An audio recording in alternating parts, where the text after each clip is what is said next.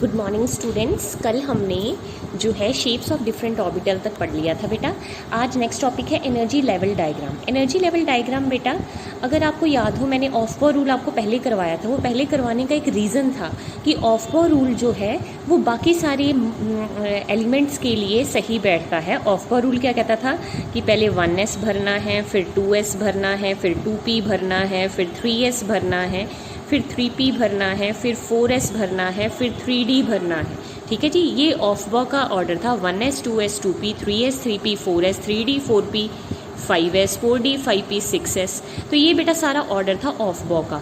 ऑफबॉ वाला जो ऑर्डर था एनर्जी लेवल वाला, वो बेटा हाइड्रोजन को छोड़ के बाकी सब पे अप्लाई होता है। ठीक है, लेकिन फॉर हाइड्रोजन एटम के लिए क्या ऑर्डर फॉलो होता है? पहले 1s भरता है, फिर 2s भरता है, फिर 2p भरता है, फिर 3s भरता है, 3p भरता है, 3d भरता है। ऑफबॉ के अकॉर्डिंगली पहले 3s 3p फिर 4s भरना था, लेकिन हाइड्रोजन के केस में पहले 1s भरेगा, फिर 2s भरेगा, फिर 2p भरेगा, फिर 3s भरेगा, फिर 3p भरेगा, फिर 3d। मतलब इन तीनों की एनर्जी बराबर है। 1s फिर 2s equal to 2p, 3s equal to 3p equal to 3d।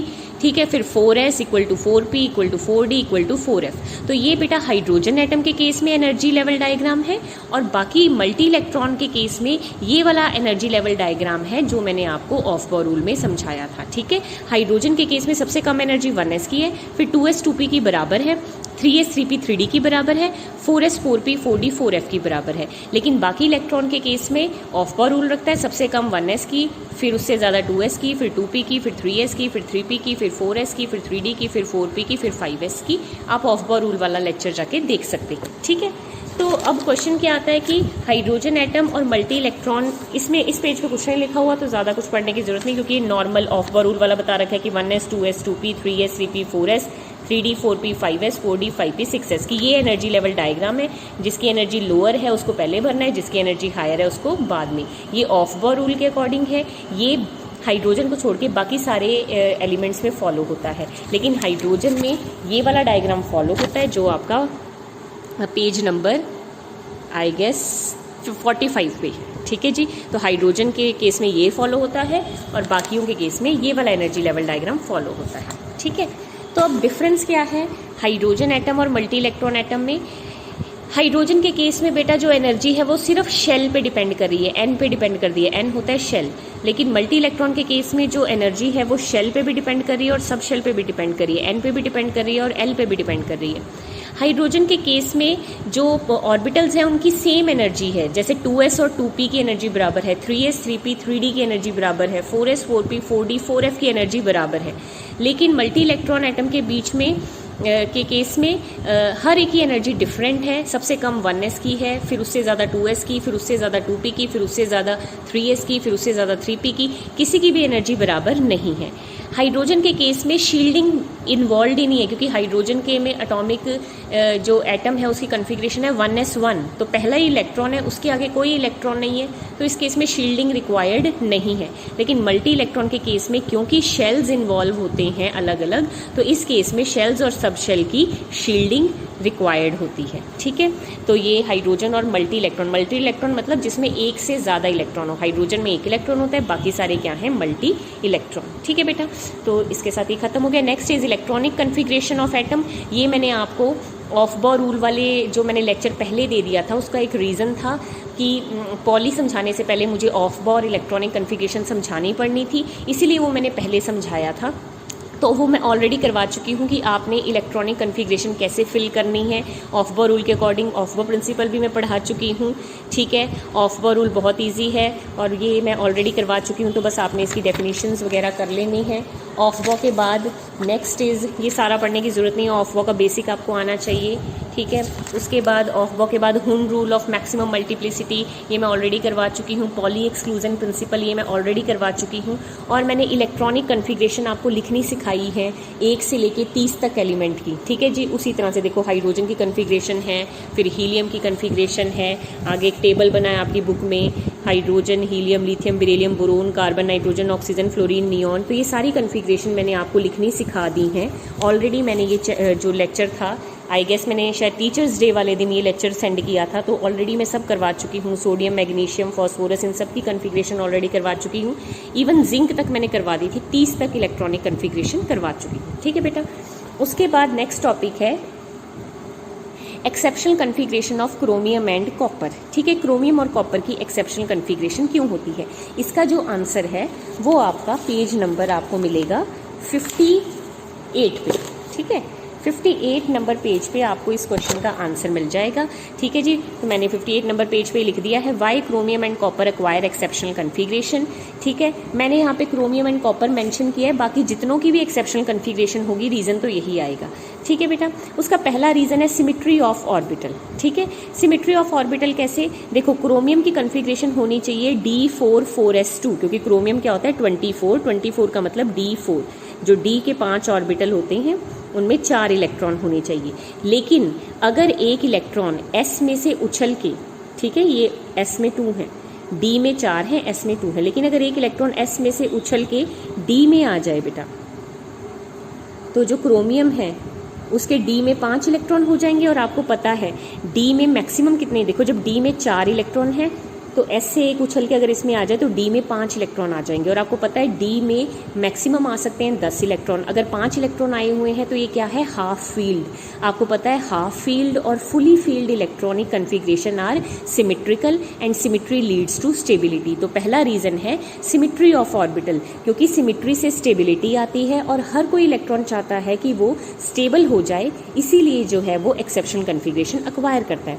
Similarly in case of copper configuration होनी चाहिए D9, लेकिन हो जाती है D10, क्योंकि D10 बेटा फुली फील्ड कन्फिग्रेशन है, फुली फील्ड कन्फिग्रेशन। और फुली फील्ड कन्फिग्रेशन क्या होती है, स्टेबल होने के लिए जो है सिमिट्रिकल कन्फिग्रेशन एक्वायर करते हैं। तो पहला रीज़न है symmetry of orbital. Second reason है एक्सेप्शनल कन्फिग्रेशन एक्वायर करने का, एक्सचेंज एनर्जी। देखो बेटा, जब क्रोमियम D4 है तो कितने एक्सचेंज हो सकते हैं, पहला इलेक्ट्रॉन जो ये पहला ऑर्बिट इलेक्ट्रॉन है वो दूसरे में जा सकता है, तीसरे में जा सकता है, चौथे में जा सकता है। दूसरा जो है, ये जो दूसरा वाला इलेक्ट्रॉन है वो तीसरे में जा सकता है, चौथे में जा सकता है। जो तीसरा इलेक्ट्रॉन है वो चौथे में जाके पेयर्ड हो सकता है। ठीक है, अब ऐसा नहीं कह सकती आपकी दूसरा पहले में जाएगा, क्योंकि पहला वाला ऑलरेडी दूसरे में आ चुका है, तो दूसरा पीछे नहीं जाएगा। ठीक है, तो टोटल कितने एक्सचेंजेस हो गए, 1 2 3 4 5 6। ठीक है, तो जब क्रोमियम की D4 कन्फिग्रेशन है तो टोटल एक्सचेंजेस हैं 6। लेकिन जब क्रोमियम की D5 कन्फिग्रेशन है, जब 5 इलेक्ट्रॉन आ गए, तो देखो बेटा पहला इलेक्ट्रॉन दूसरे में जाके पेयर हो सकता है, तीसरे में, चौथे में, पांचवें में, 4 एक्सचेंजेस पहले के हो गए। दूसरा इलेक्ट्रॉन तीसरे में जा सकता है, चौथे में जा सकता है, पांचवें में जा सकता है। दूसरे इलेक्ट्रॉन के 3 एक्सचेंजेस हो गए, तीसरा चौथे में जा सकता है, पांचवें में जा सकता है पेयर होके, तो इसका मतलब इसके हो गए 2 एक्सचेंजेस, और चौथा पांचवें में जाके पेयर हो जाएगा तो उसका हो गया 1 एक्सचेंजेस। जब हम टोटल कैलकुलेट करेंगे 1 2 3 4 5 6 7 8 9 10, तो जब D5 है क्रोमियम तो 10 एक्सचेंज होते हैं बेटा, और जब D4 है तो कितने एक्सचेंज हो रहे हैं, 6 एक्सचेंज। जितने ज़्यादा एक्सचेंज होंगे उतनी ज़्यादा एनर्जी रिलीज होगी, उतनी ज़्यादा स्टेबिलिटी आएगी। तो every atom acquire stable configuration by adopting symmetry as well as by adopting exchange energies. ठीक है, तो इसीलिए जो क्रोमियम और कॉपर हैं एक्सेप्शनल कन्फिग्रेशन एक्वायर करते हैं due to symmetry of orbital. And the second reason is exchange energy. Exchange energy क्या होती है, जब एक इलेक्ट्रॉन पैरेलल से एंटी पैरेलल स्पिन में जाता है, जब ये दूसरे इलेक्ट्रॉन के खाने में जाएगा तो बेटा इसकी स्पिन एंटी पैरेलल हो जाएगी, तो जितनी एनर्जी रिलीज होती है that is called exchange energy. ठीक है बेटा, तो why chromium and copper acquire exceptional configuration, इसका रीज़न आपको मिल गया। ठीक है, तो यहाँ पे जहाँ पे आएगा exceptional configuration of copper and chromium, वहाँ आप चैप्टर के लास्ट में जाके सिमिट्री और एक्सचेंज एनर्जी वाला रीज़न लगा सकते हैं। ठीक है, उसके बाद बेटा इलेक्ट्रॉनिक कन्फिग्रेशन बियॉन्ड 103, मतलब आपको एक टेबल दिखेगा, ठीक है, और उसमें इन्होंने बहुत सारे 103 से लेके 116 तक की इलेक्ट्रॉनिक कन्फिग्रेशन लिखी हुई है। ठीक है, तो ये तो आपको एज सच लर्न करनी है। अगर कोई क्वेश्चन मुझे लगता नहीं है आया हुआ है बियॉन्ड 103 की इलेक्ट्रॉनिक कन्फिग्रेशन का, तो आपको अगर याद करनी हो तो बेटा कर लेना। उसके बाद एक आपको 55 पेज पे एक पूरा टेबल मिलेगा जिसमें एटॉमिक नंबर 1 से लेके एटॉमिक नंबर 112 तक सारे के सारे एलिमेंट्स की इलेक्ट्रॉनिक कन्फिग्रेशन लिखी हुई है। आप इसको लिखने की कोशिश कर रहे हैं, ट्राई कर लेना। बीच बीच में बहुत सारी एक्सेप्शन आएंगी, वो लर्न करनी पड़ेंगी जो भी एक्सेप्शन होंगी। वैसे तो पूरा टेबल लर्न करने की कोई ज़रूरत नहीं है, क्योंकि एक्सेप्शनल कन्फिगरेशन हमें पता ही है क्रोमियम कॉपर की होती है, और लैंथेनाइड एक्टिनाइड में कुछ एक्सेप्शंस आती हैं, पर वैसे अगर आप एक बार देखना चाहें तो देख सकते हैं। ठीक है, उसके बाद next topic is limitation of aufbau principle and anomalous configuration. हाँ जी बेटा, हमने जो ऑफ-बॉ प्रिंसिपल पढ़ा था उसकी बहुत सारी कमियां हैं, क्योंकि हमने बहुत सारी एक्सेप्शनल कन्फिग्रेशन देखी हैं। अभी क्रोमियम और कॉपर की एक्सेप्शनल कन्फिग्रेशन देखी, तो ये सारी जो एक्सेप्शनल कन्फिग्रेशन आ रही हैं ये सारी जो है ऑफ-बॉ प्रिंसिपल की लिमिटेशन है। ठीक है, according to aufbau sequence the n-1d subshell are slightly higher in energy than ns subshell. For example, after calcium, the next electron is scandium goes into 3d orbital as 4s orbital become fully filled. ठीक है बेटा, अगर आपको याद हो तो जब मैंने आपको ये इलेक्ट्रॉनिक कन्फिग्रेशन करवाई थी तो मैंने कहा था स्कैंडियम जो 21 है उसकी कन्फिग्रेशन है 1s2, 2s2, 2p6, 3s2, 3p6, 4s2, 3d1, यही थी ना। 21 इलेक्ट्रॉन हो गए, 2 2 4 6 10, 2 12, 6 18, 19 20 21। ठीक है, 21 इलेक्ट्रॉन हो गए। लेकिन बेटा क्या होता है कि जैसे ही एक इलेक्ट्रॉन डी में जाता है एस की एनर्जी डी से ज़्यादा हो जाती है और वो उछल के पीछे चल जाती है। तो ये हम लिखते हमेशा ऐसे हैं 3d1 4s2। ठीक है जी, तो ये क्या है, एक्सेप्शनल कन्फिग्रेशन ऑफ एलिमेंट्स है इन्वॉल्विंग डी ऑर्बिटल्स। ठीक है, तो ये ऑफ-बॉ की लिमिटेशन है। उसके अलावा आपको पता ही है क्रोमियम एक्सेप्शनल कन्फिग्रेशन देता है, होना चाहिए d4 पर होता है d5। ठीक है, कॉपर एक्सेप्शनल कन्फिग्रेशन देता है, होना चाहिए d9 होता है d10। मोलिब्डेनम एक्सेप्शनल कन्फिग्रेशन देता है, होना चाहिए 4d4 होता है 4d5। सिल्वर एक्सेप्शनल कन्फिग्रेशन देता है, होना चाहिए 4d9 होता है 4d10। गैंडलोनियम एक्सेप्शनल कन्फिग्रेशन देता है, होना चाहिए 4f8 होता है 4f7। गोल्ड एक्सेप्शनल कन्फिग्रेशन देता है, होना चाहिए 5d9 होता है 5d10। तो ये मेन एलिमेंट है जो एक्सेप्शनल कन्फिग्रेशन देते हैं, तो ये आप लर्न कर सकते हैं। ठीक है, उसके बाद है electronic configuration of lanthanide and actinide.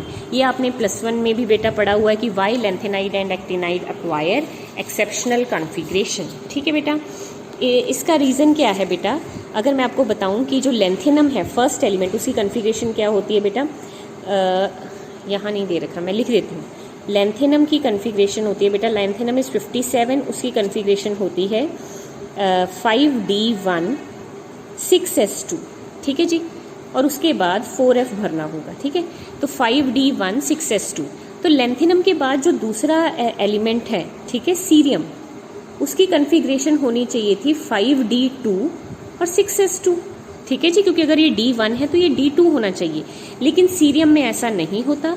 क्या होता है बेटा, जैसे ही एक इलेक्ट्रॉन d में जाता है इसकी एनर्जी f से ज़्यादा हो जाती है। जैसे ही एक इलेक्ट्रॉन लेंथेनम में जाता है लेंथेनम की जो d की एनर्जी है वो f से ज़्यादा हो जाती है। अगर d की एनर्जी f से ज़्यादा हो गई तो अब 4f की एनर्जी कम हो गई, तो जो नेक्स्ट एटम होगा उसमें इलेक्ट्रॉन d में नहीं जाएगा, अब किस में जाएगा बेटा, 4f में जाएगा, क्योंकि d की एनर्जी तो ज़्यादा होगी। तो अब सीरियम से लेके ल्यूटिशियम तक जब तक लेंथेनम सीरीज चलेगी, ठीक है, देखो लेंथेनम यहाँ से शुरू होता है 57 तक और ख़त्म होगा ल्यूटिशियम पे जाके। तो जब तक लेंथेनम सीरीज चलेगी तो जो ऑर्बिटल में इलेक्ट्रॉन जाएंगे वो है f ऑर्बिटल में। ठीक है, d में नहीं जाएंगे। That is why they are known as f block elements. ठीक है, और लेंथेनम भी सीरीज़ में बहुत सारी एक्सेप्शन आती हैं, जैसे गैंडोलोनियम जो है वो लेंथेनम का मेंबर है, इसमें होना चाहिए 4f8। लेकिन आपको पता है f में कितने ऑर्बिटल होते हैं बेटा, 7 ऑर्बिटल होते हैं। और आपको पता है अगर 7 ऑर्बिटल हैं और उसमें 7 इलेक्ट्रॉन आ जाए मतलब वो क्या है, हाफ फील्ड। तो ये half field configuration, stable configuration acquire करने के लिए 4f7 बनाता है, ना कि 4f8। ठीक है जी, तो ये एक्सेप्शनल कन्फिग्रेशन जो भी आएंगी वो सिमेट्री और एक्सचेंज एनर्जी के कारण आएंगी। ठीक है बेटा, तो इस तरह से हम लेंथेनम की एक्सेप्शनल कन्फिग्रेशन पढ़ लेते हैं। ठीक है बेटा, उसके बाद है electronic configuration of atoms on ionisation. Ionisation मतलब बेटा इलेक्ट्रॉन पे प्लस चार्ज आ जाए, एटम पे प्लस चार्ज आ जाए या माइनस चार्ज आ जाए। देखो आयरन होता है 26, configuration 1s2, 2s2, 2p6, 3s2, 3p6, 3d6, 4s2। Basically configuration last shell की क्या है, 3d6, 4s2। लेकिन अगर मैं बोलूँ आयरन 2 पॉजिटिव तो 2 पॉजिटिव का मतलब 2 इलेक्ट्रॉन चले गए, तो मतलब जो S सब शेल है उसमें से आपके 2 इलेक्ट्रॉन रिमूव हो जाएंगे और आपकी कन्फिग्रेशन हो जाएगी 3d6 4s0, ना कि 3d4 4s2। जो लास्ट में शेल होता है S में से इलेक्ट्रॉन जाएंगे, D में से इलेक्ट्रॉन नहीं जाएंगे। जब भी इलेक्ट्रॉन निकालना है या देना है वो लास्ट शेल को देना है, ठीक है। तो this is the rule to write electronic configuration of ions, ठीक है। यहाँ पे भी बहुत सारे एग्जाम्पल हैं। देखो क्लोरीन 17 है, उसकी कन्फिग्रेशन होती है 1s2 2s2 2p6 3s2 3p5 लिख सकते हो। इन्होंने px2 py2 pz1 लिखा है, पर आप इकट्ठे भी लिख सकते हो 3p5, ठीक है। जब आ जाएगा क्लोरीन नेगेटिव तो हो जाएगा 3p6। सिमिलरली सल्फर 16 है तो होगा 3p4। जब सल्फर 2 नेगेटिव का मतलब 2 इलेक्ट्रॉन और आगे तो हो जाएगा 3p6। आप इकट्ठे करके लिख सकते हैं, px py pz में सेपरेट करने की ज़रूरत नहीं है। सिलेनियम 4s2 4p4, जब सिलेनियम 2 नेगेटिव है, 2 नेगेटिव का मतलब 2 इलेक्ट्रॉन आ गए तो 4p4 की जगह 4p6, ठीक है जी। नेगेटिव का मतलब इलेक्ट्रॉन का आना, पॉजिटिव का मतलब इलेक्ट्रॉन का जाना। मैग्नीशियम 12 है 2p6 3s2, magnesium 2 positive, 2 electron चले जाएंगे। किसके इलेक्ट्रॉन जाएंगे? लास्ट शेल के 3s के 2 इलेक्ट्रॉन जाएंगे, ठीक है। लास्ट इलेक्ट्रॉन शेल को ही इलेक्ट्रॉन देना है, लास्ट शेल में से इलेक्ट्रॉन निकालना है, ठीक है। तो इस तरह से बेटा ये इलेक्ट्रॉनिक कन्फिग्रेशंस हैं जो आप देख सकते हो किसी भी आयन की। And last topic is stability and completely filled and half filled subshell, ये मैं ऑलरेडी करवा चुकी हूँ। Why chromium and copper acquire exceptional configuration, या why gadolinium acquire exceptional configuration, या why silver acquire exceptional configuration. किसी का भी एक्सेप्शनल कन्फिग्रेशन का क्वेश्चन आए तो आंसर यही लिखना है, stability as well as exchange energy, ठीक है। अब इसके साथ आपका चैप्टर ख़त्म हो गया है। इसके बाद कंसेप्चुअल क्वेश्चंस हैं, ये मैं चाहूँगी आप अपने आप देख लें, आप ट्राई करें। अगर आपको कोई डाउट होगा आप प्लीज़ मुझसे पूछ लें। कल मैं आपको प्रीवियस ईयर में जो क्वेश्चन इस चैप्टर से आए हुए हैं उनके बारे में बता दूँगी। Thank you so much. इसके साथ हमारा फर्स्ट चैप्टर फिनिश हो गया।